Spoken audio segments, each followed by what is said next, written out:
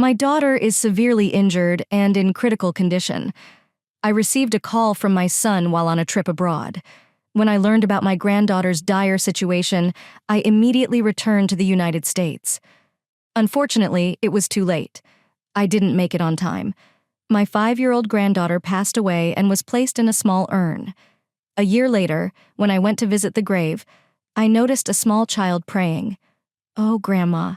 To my surprise, my granddaughter was supposed to have died. She saw me and dashed towards me, beaming. I hugged her tightly, barely believing my eyes. Then I discovered the terrifying truth that had been hidden from me all along, and I became consumed with a burning desire for vengeance. My name is Nancy, and I am 63 years old. My husband has already passed away, and I now live alone. My son, 40, and his wife have a 4-year-old daughter and a 3-year-old son. They live about 3 hours away by car. My son John and his wife Amy would bring their grandchildren to see me a few times each year. These visits were memorable and enjoyable for me. However, there was one thing that made me slightly concerned. It was about my granddaughter Emma. I couldn't shake the feeling that she was treated differently than her younger brother Harrison. This thought first occurred to me while my son and his wife were staying with me overnight. They said they were going to buy some toys and would take Harrison with them, leaving Emma behind. Emma looked up at me with her sweet eyes after they left, saying, "Grandma, I am hungry." "Oh, I am sorry I didn't notice." I replied, "I will make something for you right away." I took out a pan and made pancakes, which she had previously said she enjoyed when I served them with butter and syrup. Emma was beaming with delight. "Wow, it smells amazing," she exclaimed. "Be careful not to burn yourself," I advised. "Okay." "Thank you, Grandma," she replied. I cut the pancakes into bite-sized pieces for her, and watching her eat with shining eyes and full cheeks made me feel very warm. Emma said, "These are so fluffy and delicious," as she gulped down her milk. I just heard the front door open, followed by loud footsteps. "Emma, why do you eat by yourself?" My son shouted, "Give that to Harrison. I'm about to make some for him, so please don't say that," I said as I started to return to the kitchen.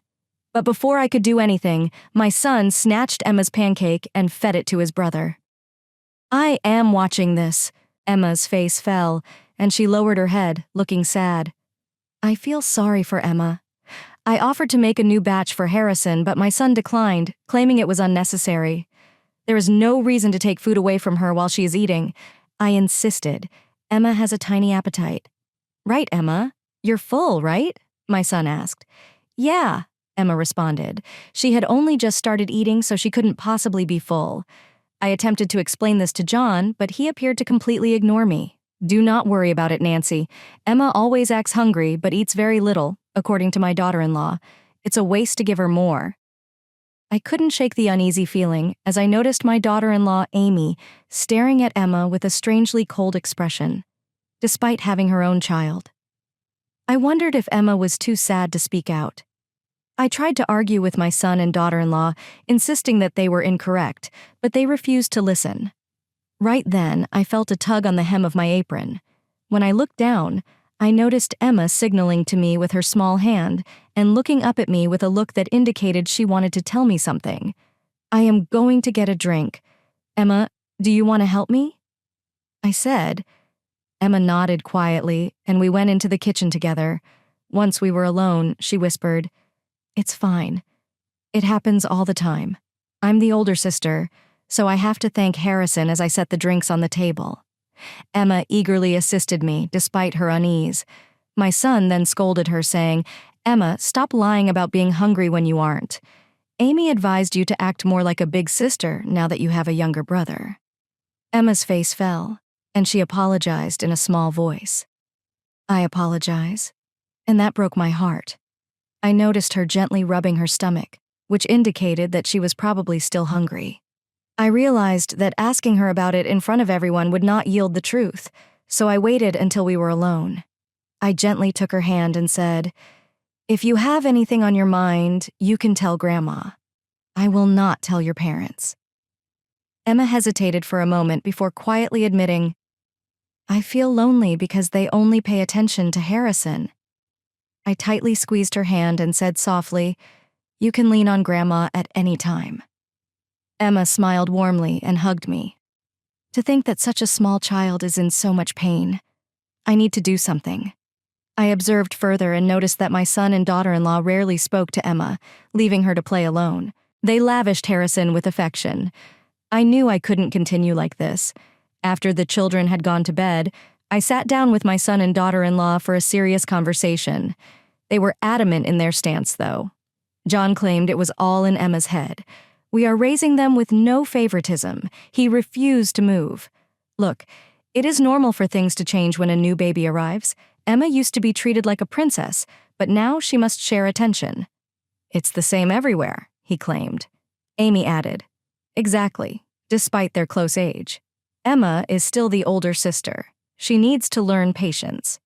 There was some truth to what they said. The fact remained, the situation was causing harm to a small child. If you keep making Emma feel this way, I will not forgive you. Even though we live apart, I will keep an eye on things.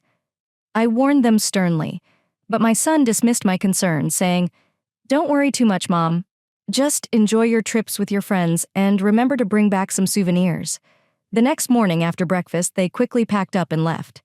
I need to do something about it. I'm very worried, I thought to myself. Despite my concerns, I proceeded with the overseas trip I had planned with my friends. I expressed my concerns to one of my friends, and she made a helpful suggestion, which I intend to implement when I return to the United States. On the third day of our trip, while enjoying a meal abroad, I received a phone call from my son John, who had been in a terrible accident and was seriously injured. He said, "What? What happened? Please tell me everything." He explained that Emma had fallen off a jungle gym, hit her head hard, and was covered in blood. She was unconscious and had been rushed to the emergency room, where they informed him that her life was in danger. I was beside myself with worry. I quickly explained the situation to my friends and booked a flight back home. Because it was not possible to leave that day, I was able to book a flight for the next day, and after a 14-hour journey, I arrived back during the flight. I tried to contact John several times but was unable to get through. I was on edge the whole time. I called John as soon as I landed and told him I was on my way to the hospital where Emma had been taken. His voice was strained as he responded, "I'm sorry I couldn't answer your call sooner." Emma did not make it. He said, "What? What do you mean? She passed away shortly after I called you. Her injuries were extremely severe. We already had her funeral and she was cremated." As I struggled for words, John sent me a photo of a small urn. Emma. How could this have occurred? I spent a long time sitting in the airport lobby crying quietly. When I informed John that I was going over to his house, he paused. "Well, I am not sure about that," he said, trailing off. "Please at least allow me to light some incense for her," I pleaded. Everything happened so quickly, and Amy is completely shaken. Could you please give her some space? I understood Amy's shock at losing her child. So, despite my heavy heart, I had no choice but to slowly return home. Once there, I laid a photo of Emma's smiling face on the altar, lit some incense, and prayed quietly. I couldn't stop crying as I realized I'd never see her again. One day, I checked the mail and discovered that an item I had ordered had arrived. I tossed it into the bag without thinking because I no longer needed it. I always carry. A while later, I called my son and learned that Emma's ashes had been buried at my late husband's grave, which is about 2 hours away by car. "Why haven't you told me?" I asked. "Mom, you seem upset." "Amy just doesn't want to see you," John explained. "You remember how you accused us of favoring Harrison when we last met? Amy hasn't gotten over it. She's still very hurt. I feel terrible about what I said to Amy. Please allow me to apologize to her properly. Can you help me make peace with her?" I asked. "Please leave us alone," he said. "I don't want you intruding into our lives anymore." Our conversation was completely one-sided. John refused to let me visit their home, and he even asked me not to visit the grave. Amy said that running into me there would be too painful for her. John and Amy eventually moved away from the location where Emma died, and our relationship deteriorated. Days passed in a fog of sorrow, and I was left alone, full of remorse for what I said. A year later, on the anniversary of my granddaughter's death, I decided to go to her grave. If I go in the evening, I probably won't see John or Amy. I thought I had purchased a bouquet of white chrysanthemums and was walking to our family grave with a pail in hand. As I approached, I noticed a small child crouched in front of the grave, hands clasped in prayer. "Hello there? Who might you be?" I asked gently. The child turned around and I froze in shock. "Grandma!" she exclaimed. Emma, the granddaughter, was supposed to have died. She saw me and ran over with a big smile. Her face lit up with joy, disbelieving. I instinctively pulled her into a tight hug. I felt the warmth of her skin as my mind raced in confusion. "Are you alive, Grandma?" Emma asked. "Yes, of course. But you—" I trailed off, attempting to make sense of the circumstances. As she spoke, the horrifying truth came to light. I looked behind the tombstone just to be sure, but Emma's name was not inscribed. There. How dare they pull such a cruel trick? I'll never forgive them. My rage and desire for vengeance started to boil over.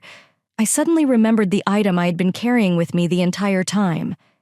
After setting something in motion, I said my goodbyes to Emma at the cemetery. I'll do whatever it takes to protect that smile, I vowed. 30 minutes later, I went to my son's house, which they had allegedly relocated to. I knew they were inside, but when I rang the doorbell, there was no response. They were obviously pretending not to be home. I couldn't wait any longer, so I forced open the front door. John and Amy were inside, and they gasped in surprise when they saw me. "Don't pretend you aren't here," I shouted. John stammered. "How did you open the front door? It was not even locked." "Emma, Grandma is here. Come out."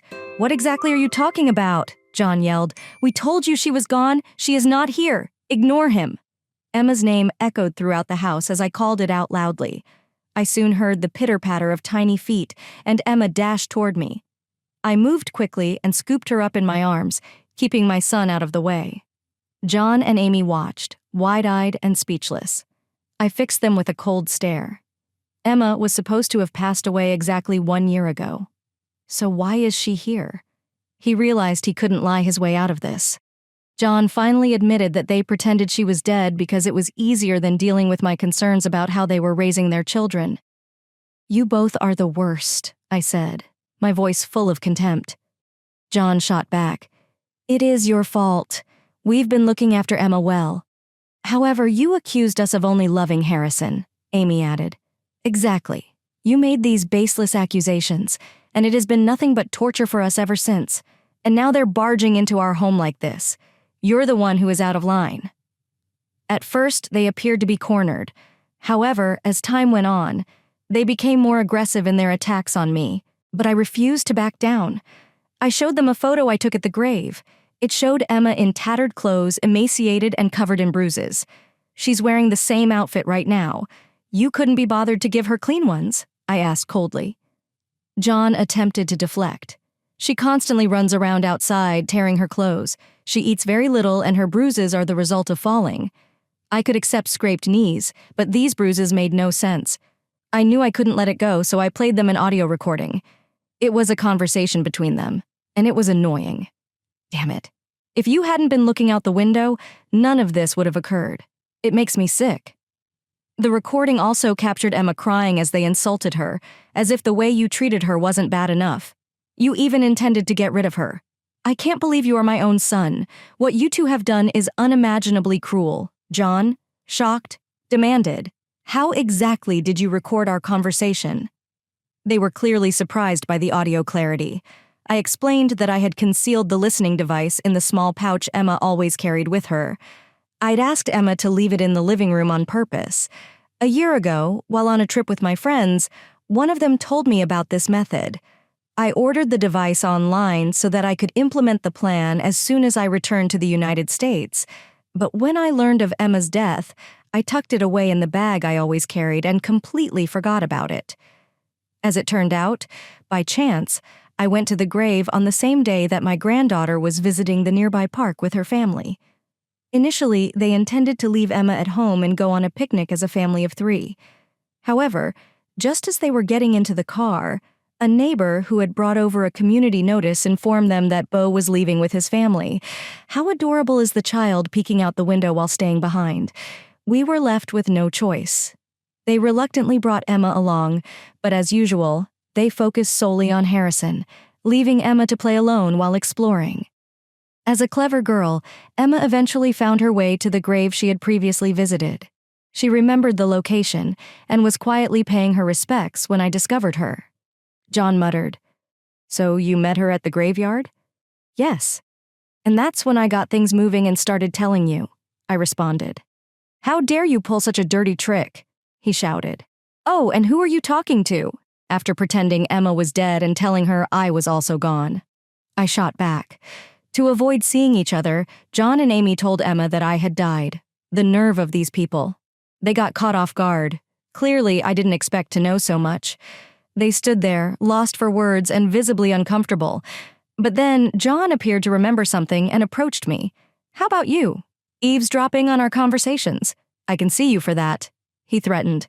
"Go ahead," I responded calmly. "Under American law, eavesdropping by itself is not a crime. I did this to protect my granddaughter, so I don't have anything to worry about." Amy, who had remained silent until now, moved closer to Emma. Emma shrank back and began to tremble as she sensed something. "Just look at how this child reacts to Amy. It's clear how she has been treated," I replied coldly. "Stop leveling baseless accusations," Amy snapped. "I'm going to call the police." "Go ahead," I responded, "but they won't be arresting me. You'll end up in handcuffs." I clutched my granddaughter tightly in my arms and stared at the two of them. They both turned pale immediately. I demanded to know why they had mistreated Emma so badly. John eventually spoke, albeit reluctantly. "Girls are useless," he claimed. "They just get married and leave. However, a boy can carry on the family name." "Is that your ridiculous reason?" I asked incredulously. "Then what is the document on the table?" John's face went blank as he attempted to hide the papers, but I quickly grabbed them. Inside, I discovered a child insurance policy with marks next to the payout amounts for death or severe disability. They had taken out life insurance on Emma, intending to cash it in if anything happened to her. "This is just in case something occurs," John began to explain. "But you had already decided to get rid of Emma before I entered this house," I interrupted. The truth was that they had discussed their plans further. They even stated that even if we fail, we will receive compensation if she becomes disabled, while laughing. "I cannot leave this girl in your care," I replied firmly. "I'm not sure what you're capable of." "Amy, have you called the police? If not, then I will. Please wait," Nancy and Amy pleaded.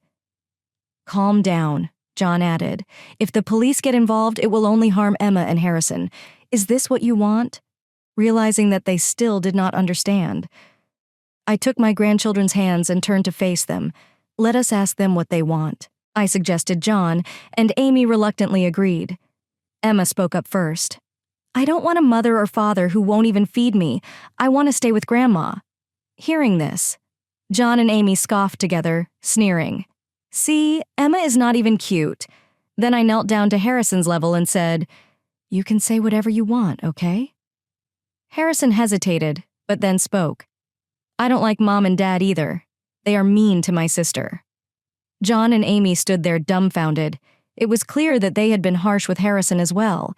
Using discipline as an excuse for their cruel treatment of their own children, they completely rejected them, revealing how badly they had been treated. When I saw my granddaughter at the cemetery, she told me everything that had happened. Harrison, being the kind-hearted boy he is, would secretly bring Emma bread whenever she was punished or denied food by their parents, even when they were small. The siblings' close relationship reassured me. "So it's settled, Emma Harrison? You will now live with your grandmother," I said. Their expressions instantly brightened, and they nodded enthusiastically. "Wait a minute," John protested. "What will happen to us?" "Maybe a holding cell first," I responded. "And with a life behind high walls, you may have plenty of time to reflect on your actions." As I took my two precious grandchildren's hands and led them to the door, they repeatedly bowed their heads, begging forgiveness. But a leopard does not change its spots. I knew that if given the chance, they'd probably go back to their old ways. I paused and looked John and Amy straight in the eyes. "You will have to face the consequences of your actions.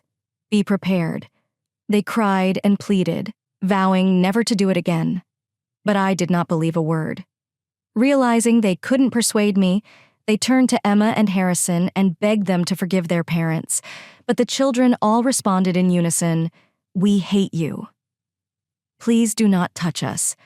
Their parents were left speechless. I later filed a report with the police, including the photo and audio evidence. John and Amy were detained for questioning and were eventually imprisoned for their ongoing mistreatment of my grandchildren. I formally adopted Emma and Harrison. As it turned out, Emma was the one who had quietly unlocked the front door that day, after we met in the cemetery. She knew what needed to be done and acted quickly. Thanks to her, I was able to save them from their cruel parents' hands. Emma's appetite has since returned, and she is now a healthy weight, running around happily every day. Harrison spends his days smiling and laughing with his sister. I've told them both that if they ever want to see their parents, they should just say so, but they haven't shown any interest. I can only wonder what kind of upbringing John and Amy had.